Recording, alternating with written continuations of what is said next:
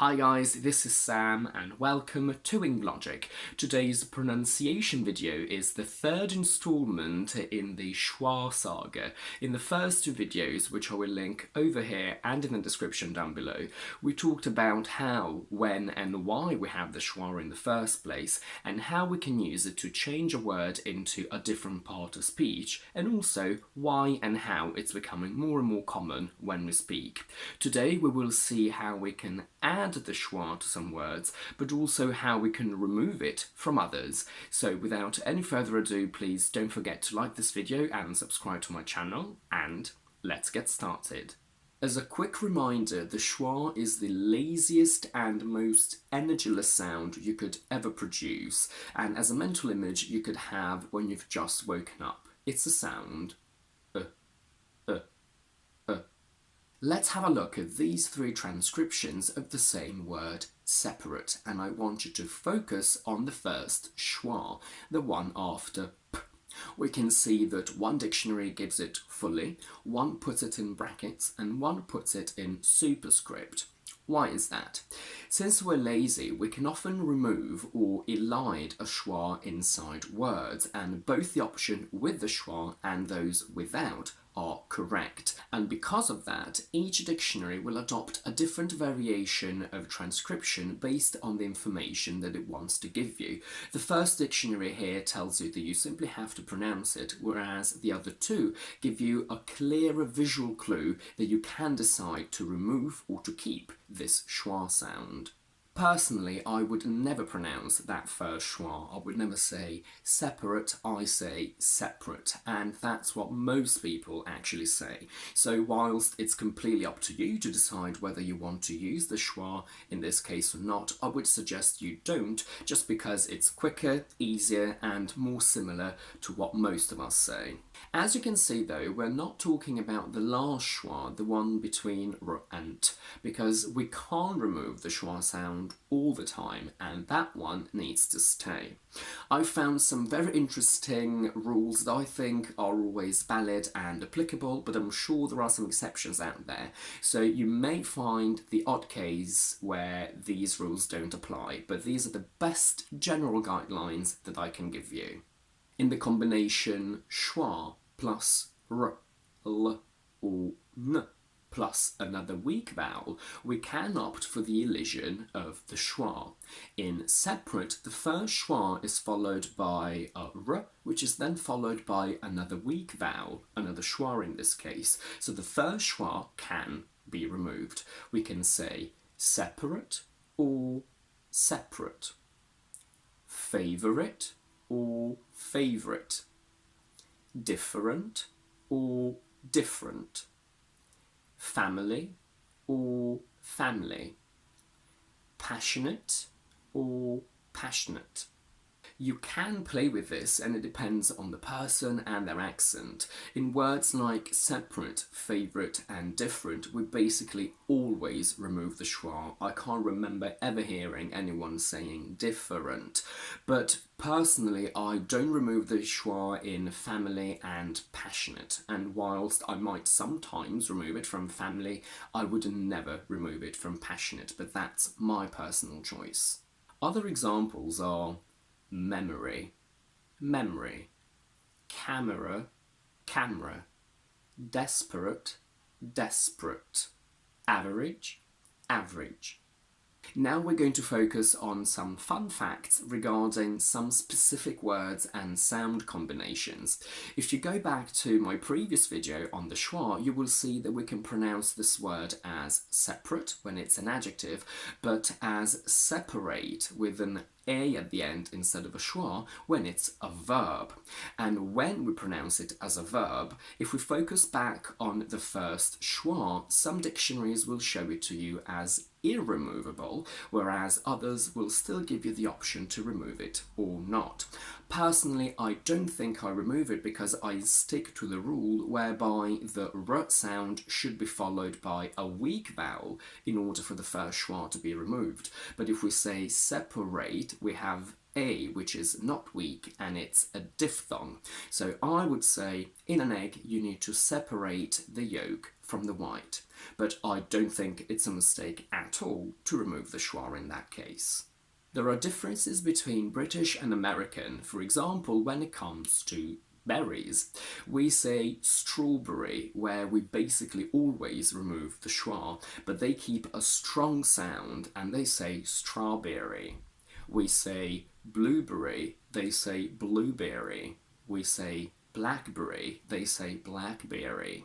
Although some dictionaries will show you the schwa in salary as removable, we don't tend to elide it when it comes after a l or a r sound, and I will make a whole other video on how to pronounce words ending in a, r, y. Unfortunately, this very common word is one of the most mispronounced ones in the whole of the English language, because foreigners will give you a lot of different variations, the two main ones being chocolate or chocolate. But unfortunately, the second O, the one after the C, disappears completely. It doesn't give any sound, not even a schwa, and it's not even an option. You can't keep it or remove it. You have to remove it completely. And the A becomes a simple schwa. So the only correct version of this word is chocolate.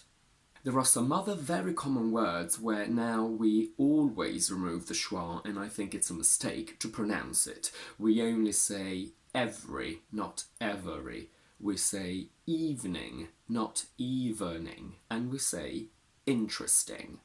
The word interesting doesn't have a schwa between t and r, meaning that these two sounds are close together, and that means that we can transform them into a little bit of a ch sound, the same way we do with try. We don't say try, but when we have t, r together, we say try.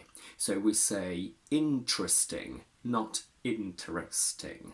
With the word interesting, this is your only option because you have to remove the schwa between t and r, but there are some other words where you can decide whether to keep it or not. And when you do remove it and you end up with t, r together, the same process applies. You can say history with a schwa or history without, mystery or mystery, literal or literal. So far we've seen that we tend to remove the schwa from some words, and now we'll see exactly the opposite, which is when we tend to add it to some other words. For words ending in schwa plus l, m or n, dictionaries will give you both options because the difference is between Old English and Old RP and Modern English. Whilst in Old English we wouldn't pronounce the schwa, in Modern English we do. So in the past we would say political, where kl are very close together, whereas now we say political. We add a little schwa between k and l at the end of this word. Passion, passion. Ransom, ransom.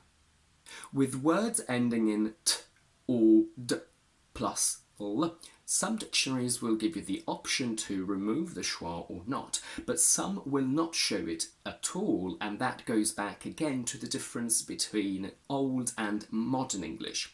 If you decide to not pronounce the schwa, which I recommend you don't anyway because it's old-fashioned and it's quite tricky, you need to release the air laterally, meaning that you keep your tongue against your alveolar ridge for the t sound, and then you leave it there and release the air laterally by dropping one of the sides of your tongue for the l sound.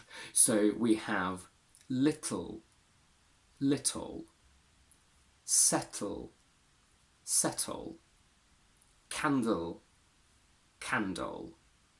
You may have noticed an apostrophe indicating stressed syllables even in the old versions of these words where we only have one vowel, so technically we have only one syllable and therefore we shouldn't need a stress.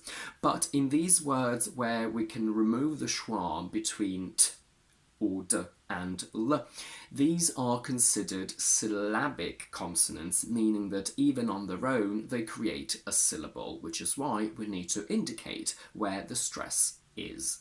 In words ending in t or d plus n, if you want to stick to the old pronunciation, the sound is released nasally, meaning that you keep your tongue against the alveolar ridge after the t and d, and then release the sound through the nose for the n. So we have button, button, curtain, curtain, golden, golden. As you can hear, the older versions of all these words are fairly hard to pronounce, and because we don't pronounce them like that anymore, I would suggest you don't either. It's just good for you to be able to recognise them if you ever hear them pronounced like that. And that's it for today. Next week we will take a little break from the schwa because we've been talking about it for a very long time now, and we will do some listening and vocabulary instead regarding my holidays and how beautiful England actually is, despite what the haters may say. And then we will go back to the schwa and finish off this long saga about it. In the meantime, please don't forget to like this video and subscribe to my channel down below, and do let me know in the comments if you'd ever noticed these different usages of the schwa before, and I will see you next Thursday with my quick vocabulary video and on Tuesday with my next explanation one.